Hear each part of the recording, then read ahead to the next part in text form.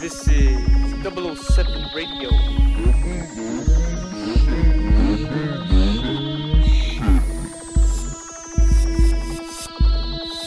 Strap yourself in, because we'll be going on a ride deep to the heart of Earth's mysteries. Alright, I'm here with Nicolai Bachman, and we're here to talk about Sanskrit and where it came from, why it's useful, and why it's still pervasive in our society. So I guess the question is, where did this all start? Yes, that's a good question. The answer is nobody actually knows. There's some good guesses. Of course, it was an oral tradition for a long, long time, which is partly why nobody knows really when it started, because there's no real record. You know, the first Sanskrit text is dated around 1500 BC, but of course, you know, that was a text, you know, before that they wrote on palm leaves, and the palm leaves dried out, and they wrote on them again, they dried out, and they wrote on them again. So it's hard to know even how long the written tradition is, but it's probably at least 2,000 years BC, and maybe before then. There are some references in the Veda of some astrological planetary alignments that could only have occurred 40,000 years ago, and we don't know if it goes back that far or not. But this is one of the world's oldest languages. It comes from India, or the region around there, and it has to deal with their philosophy and just the preservation of their people's culture.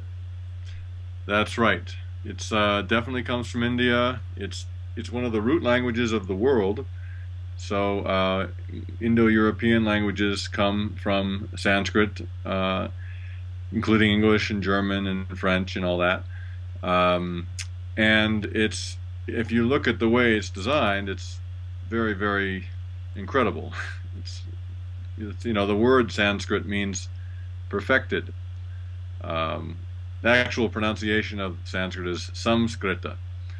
But, you know, if I say that, nobody's going to know what I mean.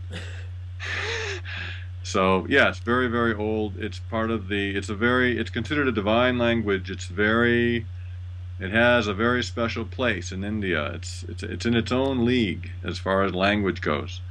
And there's a certain way that you need to pronounce these words. Is that correct? Just as you put out Sanskrit right there, we're saying it wrong because it's supposed to be said in a tone that's almost sung. Depends on what style of chanting you're talking about. In the Vedic chanting, that's right. The tones are marked. Usually there's a low tone, a middle tone, and a high tone. And in Vedic chanting, which is the oldest form of chanting and the form that has preserved the Vedas for a long, long time, there's really only one way to do it. And how's that? That's good. No. How's the way to picture and ask me how's that? Okay. Yeah.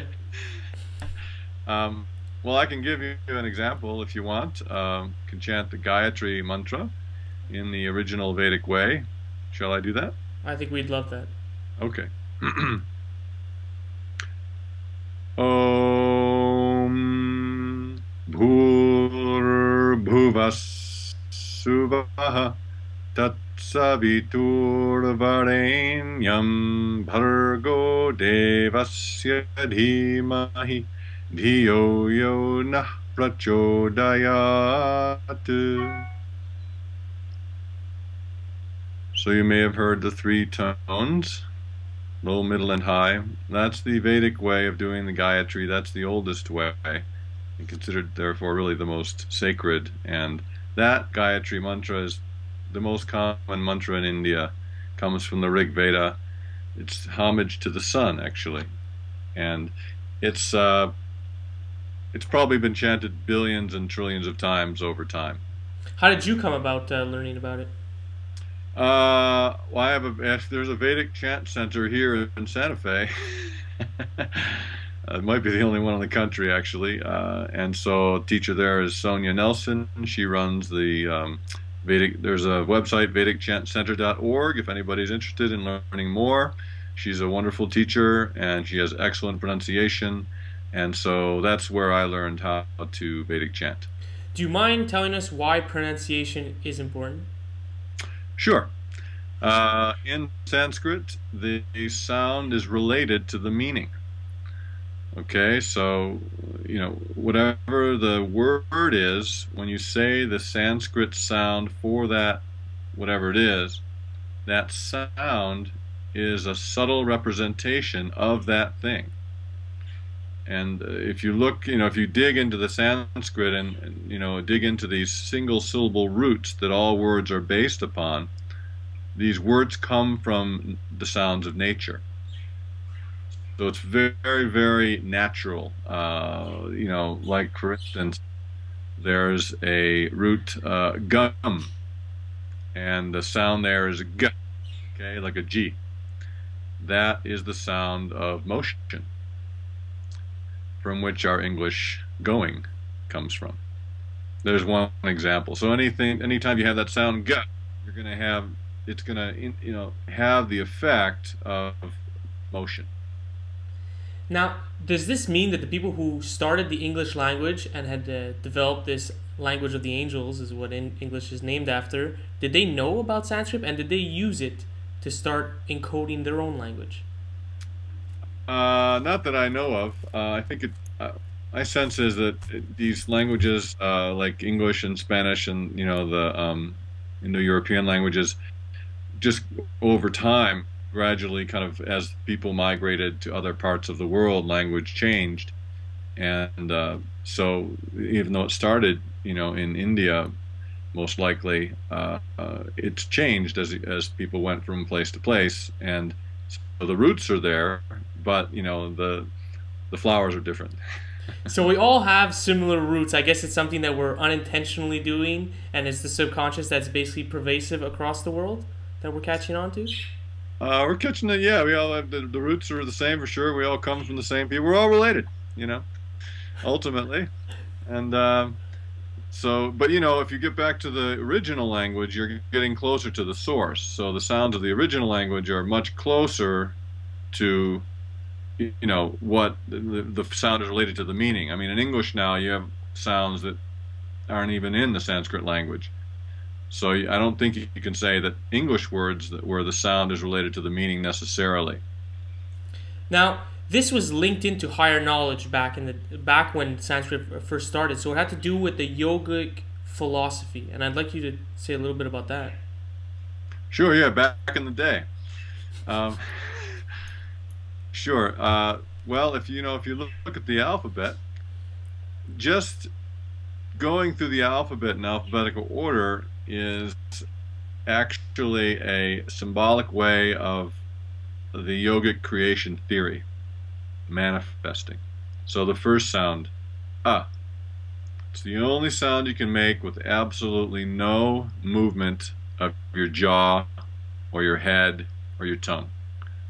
So it's completely, if you pretend your head is completely numb, you can't move anything, and your mouth is open, like you just got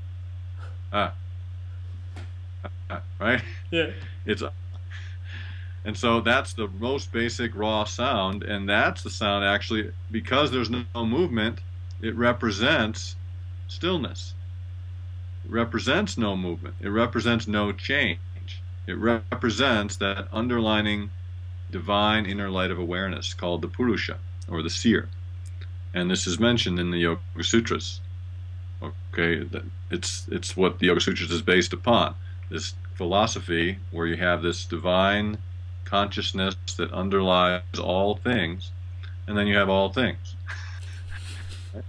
And so you've got this, and just as is that divinity, the rest of the alphabet is all things. And so you need is part of all sounds, because it's basic vocalization. You can't make a sound without some kind of And so it's exactly the same. Pervades the rest of the alphabet, all sounds, just like Purusha, the seer, pervades Prakriti, all things, the seeable manifest world. So this is the Alpha and Omega. You got it.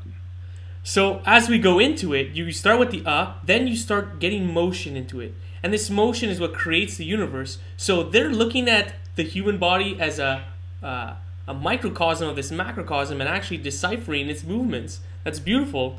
So That's right. what's like the really interesting ones? The ones that really stick to you when you found out that a word was this way because of the motions? You mean the sound, the root sounds, or Yeah, kind of like how you said going was the G and it pervaded movement. Oh, I see.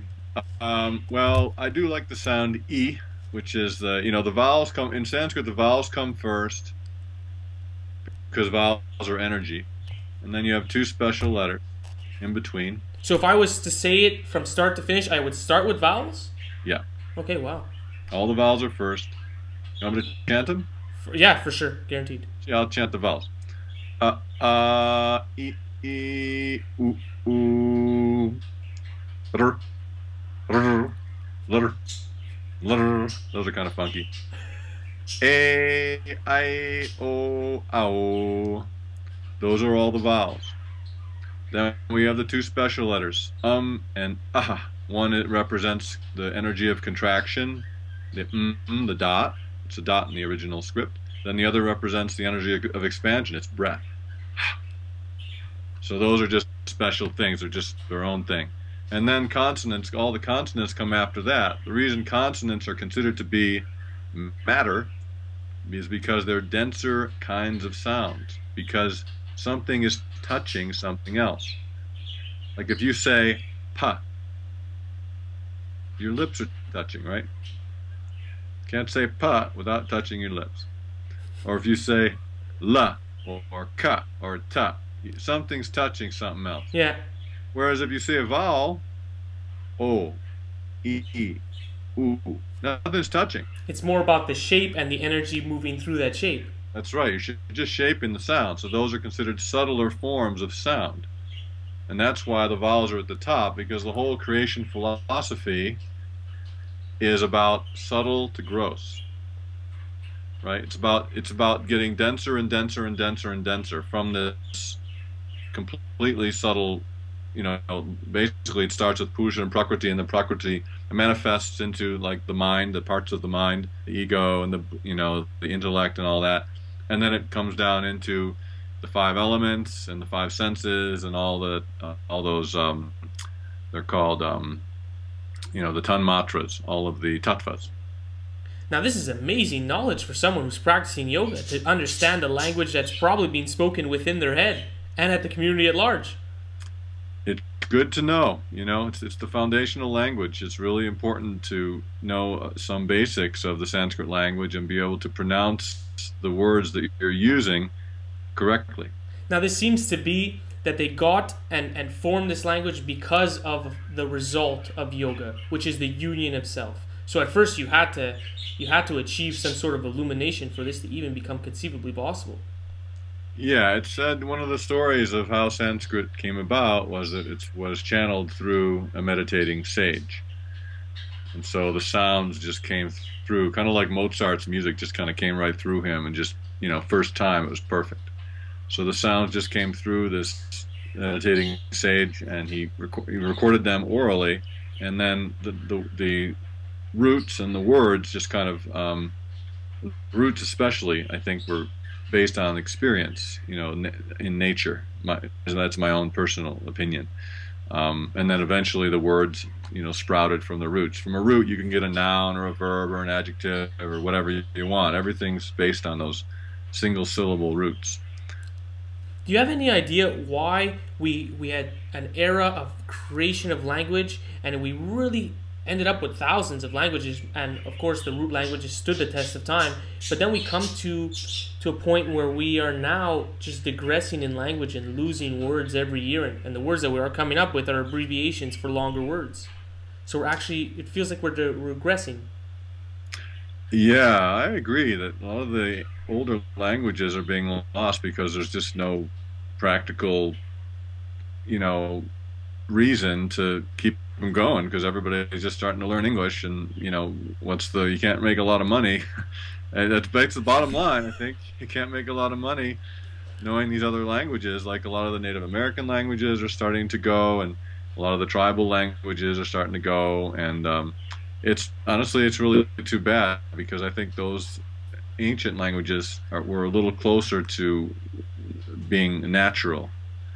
They hold something within them that just it screams profound knowledge. Kind of, and I can put it to almost like the Hebrew language, which is the letters of the flame, and it came from a group of people that sat around. I don't want to say they took mushrooms, but their regalia would assume that they were taking mushrooms, and they were fixated on a flame. And through this trance, the flame would show them their letters. And if you look at a flame, you can see how the Hebrew letters are shaped within there, and it's very similar to Sanskrit. Yeah, I heard that was might be possible, that the Hebrew letters. I heard they were shaped by the shadows of the flame, but Yeah. it's the same basic thing, and that's pretty cool. I mean, the Sanskrit letters. The thing about the script isn't considered to be as important as the sound. So there are many scripts for Sanskrit actually. We have one that's a standard use for all over the world, but the script that was used now is actually the fourth generation of script. It's not the original script. In Sanskrit, the sound behind the writing is the most important. That takes priority. And how it's said must take priority too, because I know in Islam and in Hebrew religions, if you go up and you start chanting the holy words in a not so holy tone, they'll get you the hell out of there. Yeah. Well, I mean, it's true. I mean, I think the Indian traditions are a little less, maybe a little less intense, A little more forgiving. a little more forgiving. Yeah, but you are supposed to do it correctly, and there's even a chant after we end the Vedic chanting class. There's a chant to forgive us for our mistakes, and we do that at the end of every class. So it is a little more forgiving, but you are supposed to, if you're in India and you're around a bunch of Vedic priests, you better know your stuff. Otherwise, they're gonna, You simply won't be in harmony. They'll be chanting, and you'll have that weird offbeat, and they're gonna hear it, and they're gonna cringe a bit. They're probably gonna cringe, yeah. So how'd you get started on all this? Well, I started doing yoga as most people start in this tradition, and then I started getting interested in Ayurveda, the science of medicine from India, and that ultimately took me to quit my job. I worked as a computer guy for a while, and quit that, and moved and studied Ayurveda. And then while studying Ayurveda, I came across the Sanskrit. In that whole mix, though, I'd been doing meditation and things like that. But it's every time I touched something from India, I got hooked into it, and I realized that Sanskrit is the foundational language. It's the core of the tradition, and so I just kind of pursued it from there. When you spoke about the medicines, were you speaking of dietary, plants, or the postures and the asanas? Oh, I meant meditation. Sorry. Okay. But I think what I just said, I meant got into the meditations and stuff. I haven't been I really haven't been into the herbs. I mean, I learned it in Ayurvedic school to a certain extent. My wife's an herbalist actually, but of course, there's this plant called the soma that's very, they sang quite a few songs about it. I don't know how many, but just a few. Yeah, there are plenty, and it's not just a plant, but it's said that's one of the interpretations, that it was some kind of a plant that brought you into a higher state. Nobody knows exactly what plant. There are a lot of guesses, but remember, it's also a word for the moon, and in fact, there's a Vedic verse, a really short little verse. I'll chant it for you quick. Om Oshadhayas Samvadante Somena Saharadya. Short little verse, and it says, plants converse with the king, Soma. So there's a lot of ways to take that, okay? Soma could be the plant that, everybody likes. Well, see, the thing about Soma is Soma didn't produce any seeds, and this is why they're so confused as to what plant is it? What plant doesn't produce seeds? Well, it might have looked like a plant, but it was more likely to be a mushroom. And a mushroom will go down into the rock bed, pull out the nutrients, and offer it to all the plants within its mycelium base. So all plants do communicate to this. Oh, that's interesting. To this one mushroom. Oh, okay. So you think it's a mushroom? I think it's the resurrection of an Amanita muscaria mushroom. So they dry Super Mario mushroom and they resurrect it with honey and water and press it, and the juice that will come out of this mushroom once it soaks up will be full of the psychoactives, and that would help them achieve bliss, because the mushroom is simply an emotional catalyst. So if you start chanting blissful songs, well, it'll bring you to that state where it'll bring you to the state much faster. Yeah, I think there are two ways to go. I mean, it's said that there is a way to get to that state without using anything. But that's possible, what you described, I think, for sure. Remember, though, soma, the word soma has a lot of, it can have a lot of meaning. It can mean moon juice. Mm-hmm. It can mean, luminous drop. Pretty cool. And it's like this nectar. It's like if you've ever looked at the full moon on a dark night and you're getting this, it's almost like this milky nectar coming out of it. Yeah. It's a whole different thing than the sun. It's a very feminine energy, very nourishing energy. And, meditating on that and being in a quiet space when that's happening could definitely put you into a different state, And a lot of yogis speak of the drop that falls from the moon in this at the third eye point, where they place their tongue to the back of their throat to catch that one drop. That's right. That's the soma also. It's an amrita, the nectar, and that's when you have the soma dropping into the agni, and the agni is the fire below, and the soma basically feeds the fire. And so you have this interaction, and the soma is the feminine, and the fire is the masculine. In fact, the fire is the upward pointing triangle, and the feminine is the downward pointing triangle, and it's partly why you have those triangles meeting at the heart chakra. Yeah, so you would say that the fire is the third chakra. Definitely. And this is where all your fuel is being burnt up. Every day you wake up and you go about your business burning up that fuel, and the ones who know will start to realize that they could put some of that fire towards sending the ointment back up. And when you send the ointment back up, you re-anoint yourself, and that's how you can start catching this moon juice. Yeah, sure. Yeah. So this is what the yogic philosophy was trying to teach so many people, and I guess it kind of got twisted in our culture, where people are trying to make money. They're trying to say that it's for health benefits, which it is. But is there something that we're forgetting nowadays that you'd like to just point out about yoga? About yoga and what people are doing here in the Western world with yoga. For sure. I mean, there's a lot that's forgotten. I mean, there's most of yoga, honestly, at least in the U.S., is just about physical practices. It's about being healthy, your body being healthy. But yoga, as described in the Yoga Sutras and most of the other texts actually, is asana is a very tiny little part. I mean, yoga is really all about connecting with that inner self. That's what it's about. And so that's, I think, tends to be a little bit lost and not really focused on as much. In other words, people spend, so many, maybe 90% of their time doing the postures, and maybe a little bit on the breath practices, the pranayama, and maybe 1% or 2% on the going deeper inside and looking at who you are and really trying to cultivate sattva, cultivate the positive things in life and trying to improve your interpersonal relationships and all that. All that's under yoga. And a lot of that just gets kind of ignored.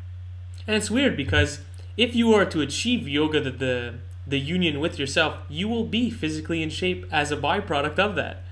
So to try and chase that when it's going to come anyways, it's kind of weird. Yeah, you can go both ways. You can do a lot of the inner practices and then cultivate the inner happiness, and that will definitely help everything. But if you're in a pretty bad physical shape, it's going to be hard to sit upright. It's going to be hard to, you need to clear some stuff out because it's all about clarity, and that includes clarity of the body, clarity of the breath, clarity of the mind, it all goes together and they all affect each other. Just the whole koshic model, you know, the annamaya kosha, the physical, and the prana, the breath, and the mano, the mind, and they all affect each other. So coming at it from, that's why the 8 limbs cover all the angles. Would you like to say the 8 limbs and say them correctly, I'm assuming? Sure, I'm happy to, yeah. I can even do the sutra for you that lists them, if you want. Yeah, for sure. All right, let me do the sutra first, and then I'll pronounce each one individually. So the 8-limb sutra, which is 229 in Patanjali's Yoga Sutras, goes Yama niyamasana pranayama pratyahara dharana dhyana samadhayo shtabangani. So that lists the 8, which are yama, social ethics; niyama, personal practices; asana, refinement of the body. I'm just giving you my little translation of each. Pranayama, regulation of the breath; pratyahara, tuning out sensory perceptions; dharana, choosing a focus and starting to try to hold it; dhyana, holding that focus; samadhi,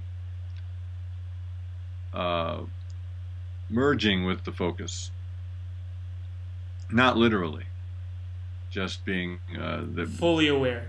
Fully aware. There's no difference between you and the focus. The ego takes a vacation. You don't exist as an individual anymore. And it's a great state to be in, and it's basically what Zen Buddhism teaches to find. And I want to ask you, you said 8 paths, and it kind of struck a chord with the 8 paths of Buddhism. Is there any correlation between them? Well, there are 8 limbs, okay, of this system, and there are some correlations with Buddhism. I mean, I believe Buddhism has like right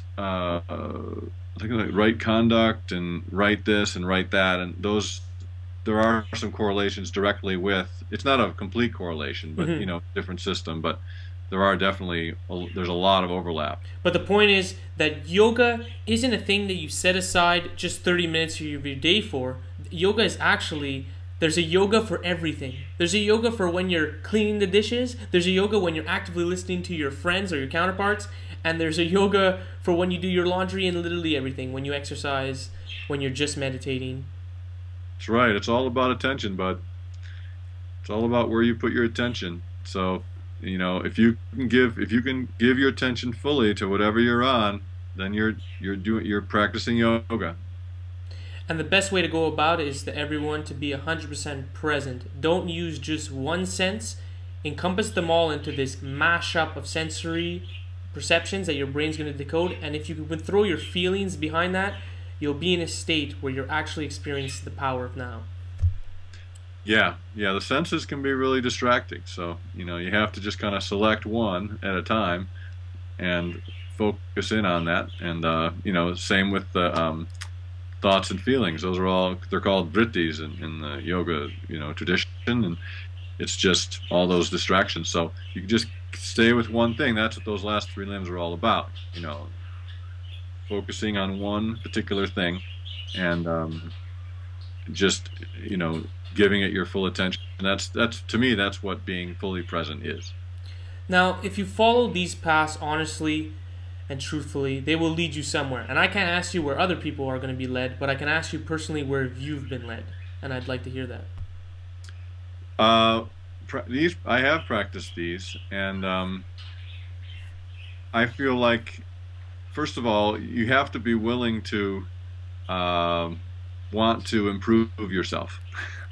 You know, if you're not willing to, then it's not going to really help much. But if you're willing to and say, okay, I'm open, I'm not perfect, I've got some faults, some things I want to work on, then, you know, if you use these tools, I have 2 kids, ages 2 and 6. So for me, that's a huge practice for me now, is to, you know, interact with them, giving them as much attention as I can, and giving them as much love and positive energy as I can, and also just trying to work with all these things that come up when you have 2 kids. You know, I mean, there's a lot of different scenarios that come up, and so to apply different yogic techniques. I'm not talking about asanas. I'm talking about Kriya Yoga. Okay, um, different techniques, and also to use, just to sit back and sit quietly and contemplate. Okay, what's the best way to handle this? Because something's not working. I need to find another way. That always takes into mind sattva.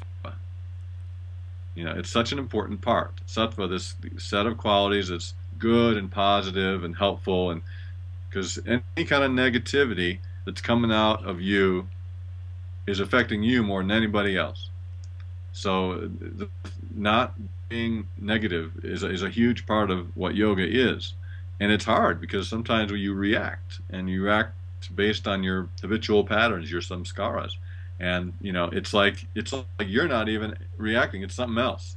It's all these things all these patterns that have been cultivated over time in you based on what you've been exposed to in this life and past lives, right? I love the word that you use because it ends with the word scar. Yeah, you can think of it that way. It's like a scar that's been kind of gotten stronger every time you reinforce it. So you got to weaken that scar. You got to put a little vitamin E oil on it. It's like you got to become aware of it so that it can heal. Yeah, it's good. It's important to become aware of it. Yeah, and then try to form a new one and try to cause that one to weaken. And that's the whole idea of Kriya Yoga. Those practices of Kriya Yoga. Kriya Yoga, is that the yoga of devotion? That's the yoga that's defined in the beginning of chapter 2 of the Yoga Sutras. It's the yoga of work. Oh. Yeah. Okay, right work. This is the core, boy. This is work to improve the way. It's behavioral therapy, basically. It's how you change your behavior in a yogic way so that you don't react as much in a negative way, because you don't want to keep perpetuating this negativity. Even if somebody that's really nasty, you don't want to just buy into their whole nastiness by being nasty back to them. You want to just let it pass right through and just try to be positive towards them. Because these are all cyclical patterns that everyone seems to be in. And if you have a cyclical pattern with someone where you get a rise out of them, and then they get a rise out of you, and you guys both start butting heads, well, there is a way to stop that. And it's to become aware that there is a cyclical pattern and the part that you play in it. Because that's the only part that you can truly control. And with this yoga, you can actually start to become aware and start to change for the better. And like you said, it's like a radio station. You got to choose the station that you're on. And maybe if you get out of the down and low ones and start getting to the higher frequencies, you'll start to see a change. That's right. Not about changing other people. So this is amazing. So now you're a father. You're trying to become a great role model, and this is helping you immensely. Definitely, yeah, and including me and my wife. It helps us too. She's familiar with a lot of yoga too, but it's just to put into practice these principles, and to largely it's stepping back in the middle of when something's about to become a problem, to see it starting to become a problem and be able to step back and think, okay, how can we address this in a kind and compassionate way without it starting to go back and forth. And it does take a lot of effort, but it really pays off, boy, because you avoid that cascade of negativity that can happen when two people start to argue, and then they start bickering, and then it can lead to all kinds of stuff, and it just gets worse and worse and worse. So to just prevent that, to just step back and nip it in the bud. But most people would say it's hard to just step back, so there needs to be a process. They need to maybe change the breath rate so that it doesn't allow them to continue that habit. Yeah, taking deep breaths helps. Sitting in meditation helps to make it easier because you're already used to being quiet, and also just kind of thinking beforehand, okay, what pushes my buttons? Yeah. Whenever something is said, like who pushes my buttons and what they say to do it, and pre-program in your head, like, okay, next time this happens, I'm going to try to step back. So if you can kind of pre-program that in, then there's a chance that next time it happens, you'll oh yeah, this is happening now. Step back and then try to make it better, really the process of a sentient being, not just acting, but thinking about it and acting in the way that you want to, because ultimately it's your vessel, it's your perception. Now, in the... Oh, I totally forgot what I was going to say because of the bird. Weren't we supposed to talk about mantra? Would you love to? I don't care. I'll keep going on this, whatever you want to do. No, let's switch it up to mantras. So, where does mantras come out of? They come out of the devotional school of yoga and wanting to become just immersed in a feeling. Well, there are many different kinds of mantras. So the mantras that are used for kirtana, which is a popular form of chanting, those are devotional songs. Bhajana and kirtana are two really devotional forms of chanting. And yeah, that's when you just build up an energy of devotion to a particular deity or a particular teacher or energy. But the oldest mantras, the Vedic mantras coming from the Rig Veda, those are largely about like fire or air, wind or earth, largely about the elements. The most concentrated mantras, which are the ones that are most people, when they think of mantra, they think of the bija mantras, the single syllable mantras, which have a very specific effect, like Om or Hreem or Kleem or Shreem or any of those mantras. And those are the ones that, of course, can be. They were secret for a long time. Nobody really even knew about them. People had to go in and find out about them, and now they're pretty well known. But you have to be careful the way you use them, because you can use them for positive and you can use them for the negative. You can use them any way you want. They don't care. Well, you just said that they did at one point. They cared and they didn't want... No, people care. The mantras don't care. Oh, the mantras don't care. Mantras are just sounds. See what I'm saying? So now, I'd love to ask you why they were kept a secret. Is it because they held great power? Yeah, because they were very powerful. Now, what are some of these ones that were kept secret for so long?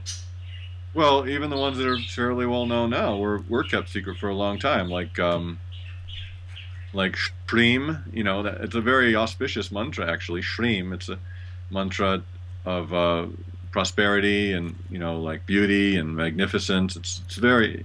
So you chant the Shreem with. Are you supposed to be mimicking the noise of glistening gold or something? Shreem. Well, Shreem, the thing is, when you look at a bija mantra like that, you have to look at each individual sound in the mantra. So, shh, that's the sound of quiet, right? Shh, shanti, shh. And then ra, that's the sound of fire. Primary sound of the fire chakra. So you've got this sound of quiet, you've got this sound of fire, and then you have E, of course. E is the Shakti. So you've got this combo that together produces this energetic, which has a feminine. It's considered a feminine mantra. It's got the fire, which is actually considered masculine, and then it's got the quiet. So it's a very, very powerful mantra, and you're supposed to.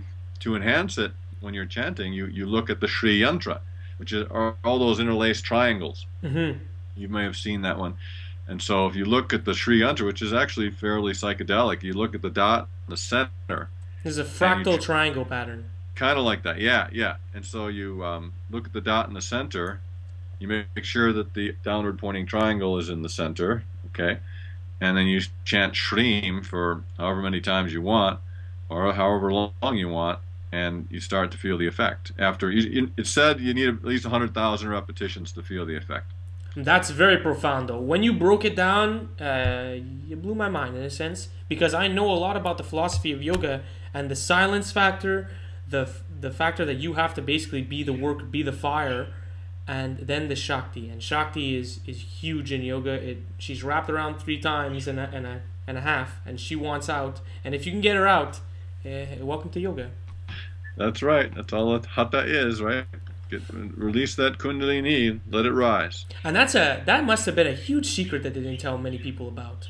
Yeah, well, a lot of people were afraid of. I should say,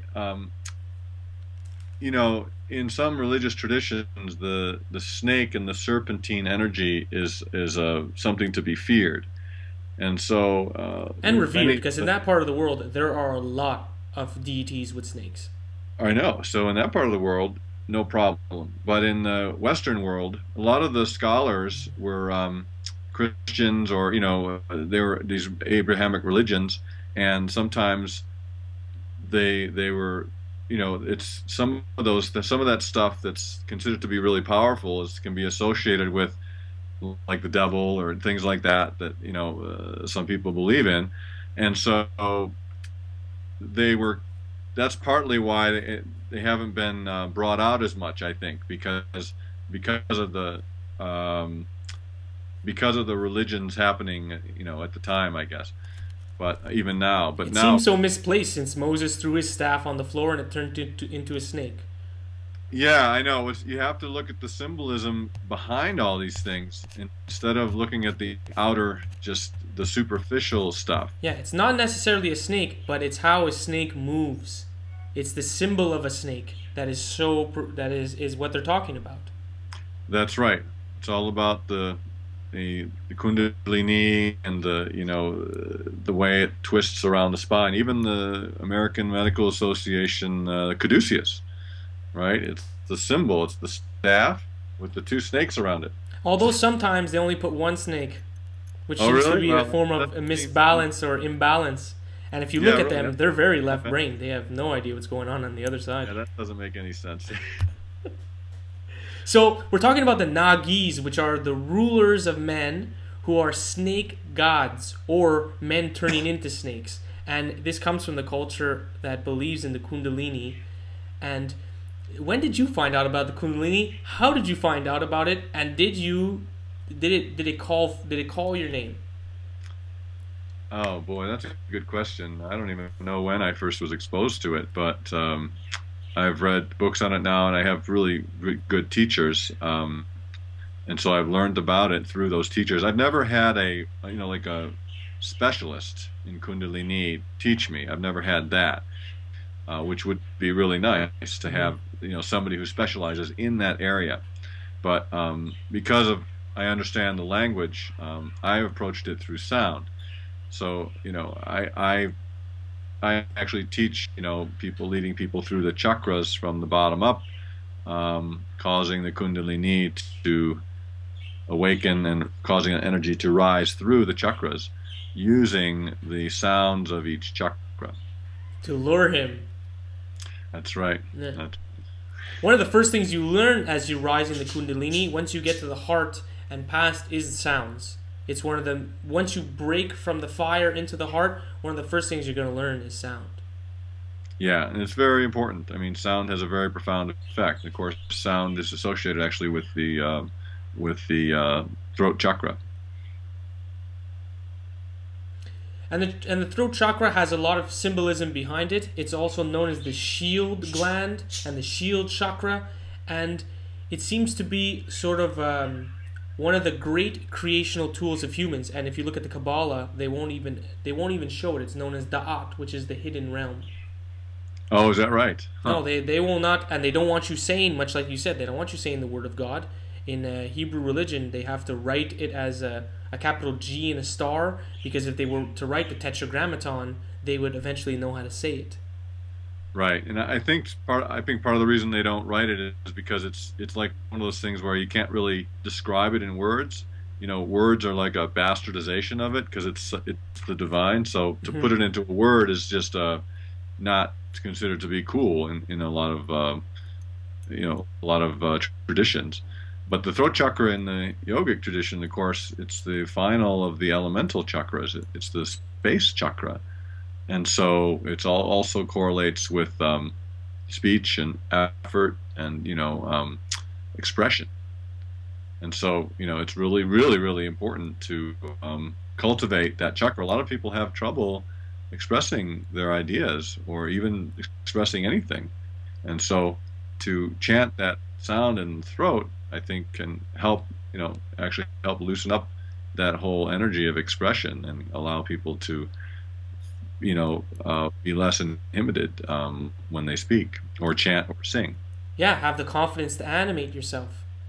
That's right. That's right. But know that this chakra, if it's used for bad and if you lie, you do actually weaken yourself. And we have seen the studies where people who lie just They can't have the strength that they usually have.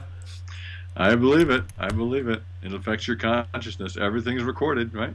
Oh yeah, yeah. When you and I can only speak from personal experience. When I met my subconscious and the deity behind that, it was almost like seeing the person who had recorded everything, and you were talking to a person that you couldn't lie to because he was there. He saw it, and then he basically calls you out on it. Like, hey, remember this time you thought no one was listening, and that you were the only one, and you lied to yourself. Yeah. So right. So all we can say is you got to be true to yourself, and in being true to yourself, you're actually following the path of yoga. That's right. It's karma, dude. It's all about karma. I mean, everything's recorded. It's like you're on videotape all the time. Yeah, except the videotape is your DNA, and yeah, that's right. Every cell is putting information into it. That's right. Yeah. So you gotta, it's good to come clean and try to be, and it's not easy sometimes if you're in certain situations that puts you into a position where you can't, it's tempting to maybe mislead or lie or whatever, because you're going to benefit greatly from that. But if you look at it if you look at everything in the karmic sense, you're just not going to do it. That might have been a test that you flunked just a bit. That's right. So on this path that everyone seems to be on nowadays, there's a lot of tools that we can use, and this is basically what we're talking about right now. We're talking about the yogic tools, and I'd like to talk about recently for you what has been one of the most profound tools. Could you explain it to some of the listeners and how they might incorporate it into their own lives? Yogic tool? A yogic tool. It could be a mantra that you have. It could be anything. I'm not even going to name any more things. Well, one of my favorite tools, it's part of the Kriya Yoga trilogy. It's called tapas. And tapas is a word that you can interpret in many ways. Traditionally, of course, tapas is like somebody holding his arm up for 25 years, and that's his tapas, because it's some kind of practice that is supposed to change. It's basically practice causing change. I interpret it as practice causing positive change, so I'm not into the arm up for 25 years much. But it's like it's the root tup, to heat. So heat equals change. And so practice causing positive change. So that's my opinion of what tapas actually is. Any practice causing positive change. So how about when you get cut off, you're driving around your car and you get cut off. Somebody just totally cuts you off. So anything that happens like that, you always have a choice as to how to look at it. You can look at it like most people look at it. That guy's a jerk. Blah, blah, blah, blah, blah. You're screaming and stuff. Who's that affecting? Moi. Okay? So you can also, step back and say, okay, what would be a little way to deal with that's a little easier on me? So you step back and you meditate on it, you contemplate on it, and you think, okay, I think I'm just going to assume that the other driver truly didn't see me. And he's a nice guy, And if you look at it in that way, then the next time you get cut off, you might not have as much of a reaction, right? And so the tapas part is when it actually happens. Is the change happening? So if you can actually change your behavior when you're changing, that's the tapas. See what I'm saying? Yes, yeah. But I thought you were going to go along the routes of putting an actual burn into it to actually get that fire going. Well, but that's the thing. You feel the burn when it's happening. Yeah, the resistance to that old way. That's right. It's the resistance, and so it's so easy to just go with the regular samskara. Yeah. But if you're trying to groove a new samskara, you've got to burn through that. And this is like the alchemical process of putting something through a fire to get a transmutation. You got to change it through heat, and the heat has to be the work of the body. That's right. That's right. It's alchemical for sure, and it's all, in this case, it's all happening in the chitta. In the mind. In the mind, yeah. Could you please say some words that we've been getting wrong in Sanskrit? I'm happy to. Actually, let's start with one. Chakra. Okay. Okay, so it's not chakra, it's chakra, cha. How about a what's another good one? A posture. You know, most people say Baddha Konasana. It's the posture where you're sitting down and your feet, the soles of your feet are meeting each other, and your legs are out bent. It's supposed to be Baddha Konasana. It's very, very different than most people say. And you know, you get with all the kinds of accents too in this country. I actually have a little video clip on my website of 10 mispronounced words. And that website is sanskrit.com? sanskritsounds.com. And there's a little video there of the 10 mispronounced words, and you know, so people can look at that too if they'd like. But you know, chakra is one, and then I don't know, there's so many where to start. Chitta might be one, but that's not too bad. But you know, usually the ones that are a little bit longer tend to be mispronounced, and oftentimes chants will also be mispronounced, because most of the people, honestly, a lot of the people that are putting out the chants don't know any Sanskrit, so they're reading the verses as English words. Mm-hmm. And when you read, how about this one, Ganesh, right? It's supposed to be Ganesha. There's another one. Now is Ganesha? Are we talking about the elephant god? Yeah. Okay, beautiful. And where does he come into all this? Well, he's the energy of he's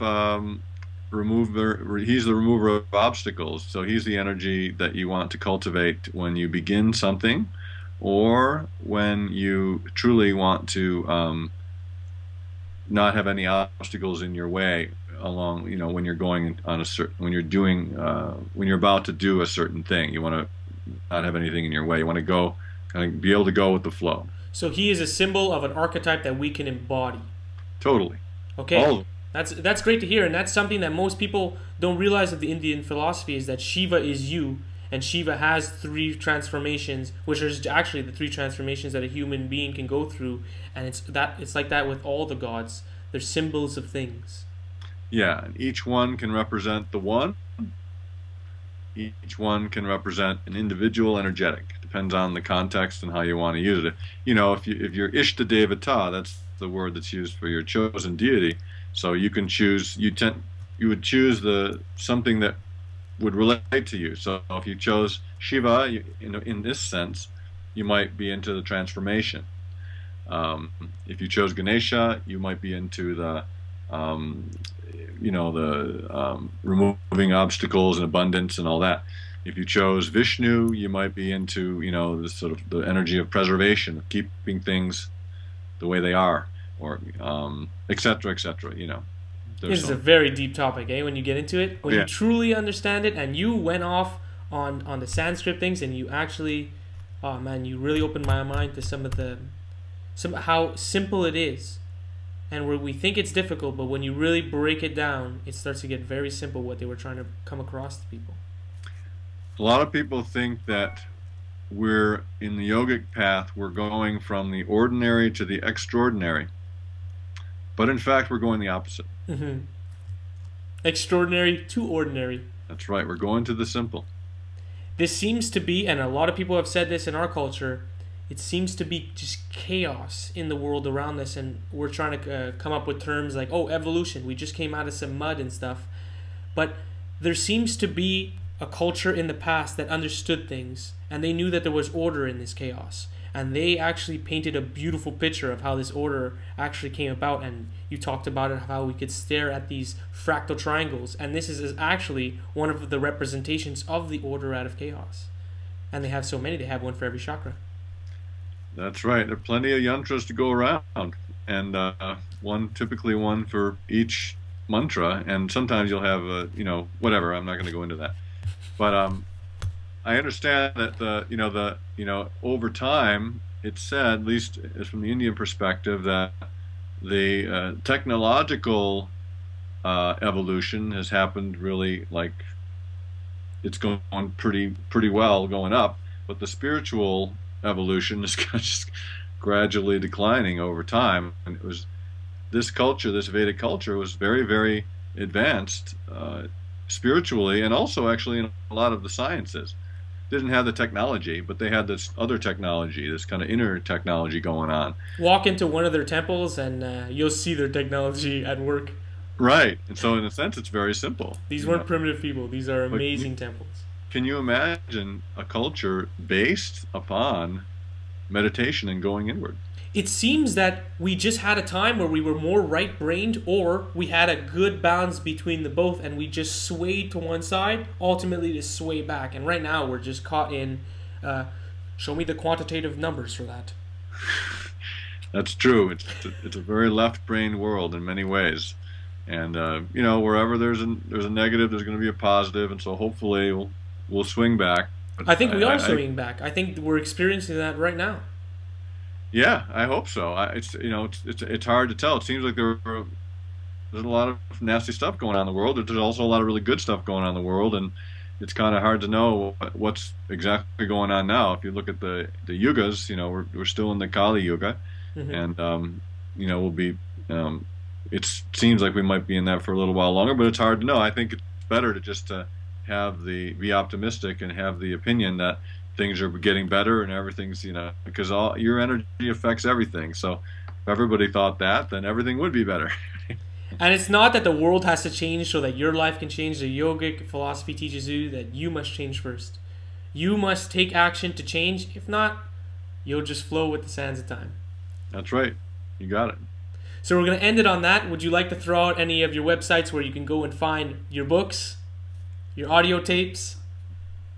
Sure. Yeah, my website is Sanskrit. That's sanskritsounds.com. That's SANSKRIT sounds SOUNDS.com.